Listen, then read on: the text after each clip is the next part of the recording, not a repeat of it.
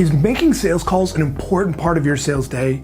If not, it probably should be, because the data still shows that phone calls are still a huge part of a successful salesperson's ultimate strategy for getting appointments. So making sure that we are rock solid with our sales calls is everything. And yet so many salespeople are making excuses as to why they can't do them, or when they actually do them, they are a complete mess.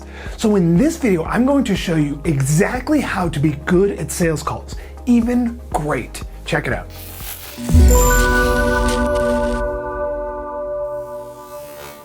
Number one, it's just a video game. Imagine if I developed a video game where you could plug into the internet and you could do mock role plays with people where you're doing phone calls and you're testing out your sales strategy on a video game platform. How much more comfortable would you feel? The reality is that when you're making prospecting calls, when you're making those sales calls, it is just a video game. That person that you just screwed up with on the phone isn't going to remember you in a couple of weeks. All of the nerves, all of the fear that we have as a result of making these dials is simply in our head. We have to remember that it is just a video game. And if you make a mistake, that's okay. And if you do great, excellent. But at the end of the day, it's just a video game. Number two, drop the sales voice. When I listen to salespeople all the time making phone calls, I notice that the voice tends to go up a couple of octaves. Let me demonstrate. So here's how I would talk to my friend if I'm on the phone with them and I'm telling them a story. Here's how the typical salesperson would sound if they're on the phone with a prospect. Hey George, Mark Wayshek here. How are you doing today? So glad to hear that. Really excited to connect with you. And the reason for my call is, and then they go on. That voice of going up a couple of octaves is a pure sales voice. And what it is it's the ultimate tell for your prospect to say, I am a salesperson. So what we want to do is actually drop that sales voice, because 99% of your competitors, when they're getting a prospect on the phone, are using that customer service voice. We've got to drop that because it is killing our calls. Number three, minimize time between dials. This is so simple, so tactical, but so important. How often have you made a dial, it goes well or it goes poorly, and then you go to the bathroom, you get a cup of water, you check on your phone, on Facebook, and then you make your next dial. That's how most salespeople are making dials. Even if you have to do some research in between dials, what I would rather you do is do your research before the dials, get all of that out of the way, and so that way you can just go from dial to dial to dial. Of course, nowadays we have systems called power dialers, which are the best, which really allow a salesperson to go from making about 20 dials an hour to making up to 80 to 100 dials in an hour. We've got to minimize the time between those dials. Number four, know them. I just referenced doing research. Particularly in big sale prospecting, we've got to know who they are. We need to do some research. Now again, I would minimize the amount of research we're doing in between calls, and I would do it ahead of time, or have someone do it for you if it's possible. But you want to know who they are. You want to know some of the key details. What's their title? What's their role? What are some potential challenges? What are some successes that the organization has had? Whatever potential buying triggers you can understand are going to make you so much more effective on that eventual call. Number five, have your script. People have been pushing back on this since the day that scripts have been invented.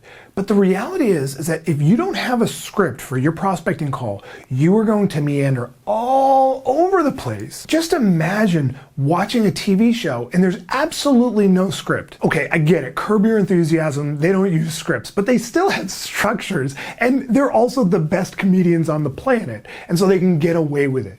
But most TV shows are using a very tight script, and of course movies follow an exact script. Our calls must do the same. The goal is not to sound scripted. In fact, the key to a good script is that you don't sound scripted at all, because you know what you're going to say, you've practiced it, and it sounds very conversational. Number six, personalize. I just mentioned having your script, but your script should also have areas where you can personalize.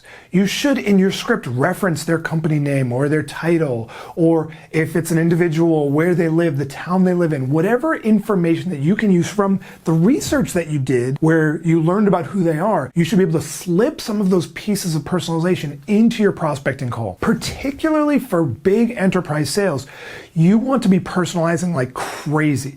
You want to show this prospect that you know exactly who they are. Not in a creepy way, but in a way that demonstrates that you've done your homework, you know who you're talking to, and you've made the effort. It's one of the best ways that you can stand out on a sales call. Number 7, know your contingencies. When you make prospecting calls, prospects are likely to push back at very predictable points in the call. And these are the moments that scare salespeople the most. When you start the call and you say, hey, how are you? Or do you have a minute? And they say, no, actually, I'm really busy. Most salespeople get all choked up and freak out at that moment. But instead, what I want you to do is have your contingencies built right into your script. So that way, when you get that pushback, you know exactly what you're going to say in order to continue the conversation. Knowing those contingencies is the difference between, out of 10 connected calls, in 10 of them having 1 or 2 conversations and having 5 or 6. The contingencies are what keeps the call going. It's what keeps the train on the track and ultimately gets you closer to setting that appointment. Number 8, they can't hurt you. One of the things that we have to remember is that we're virtual. We're not actually there face to face. And quite frankly, even if you are face to face, even if you're making sales calls face to face, you're doing cold calls by going into a shopping mall or going into a store or going to someone's office, they still can't hurt you. They're not going to hurt you. There is no situation in which you are physically at risk when you're in a selling situation. What we're so afraid of goes back hundreds of thousands of years, where when you started in a conversation with a stranger, let's say 10, 15,000 years ago, your life was legitimately at risk. So we have this fear deep in the archaic part of our brain that says, danger, danger, you're talking to a stranger, don't do this. That programming did serve us really well back in the day. Nowadays, it is simply holding us back from hitting our sales goals. They can't hurt you. Make the calls, take risks, have fun. So there is how to be good at sales calls, even great. If you enjoyed this video, then I have an amazing free training on the step-by-step formula to closing more deals. Just click right here to get registered instantly. Seriously, just click right here. This is an in-depth training that will help you close more deals at higher prices, all while generating more meetings. Also, if you got some value, please like this video below on YouTube and be sure to subscribe to my YouTube channel by clicking my face that should be right about here to get access to a new video just like this one each week.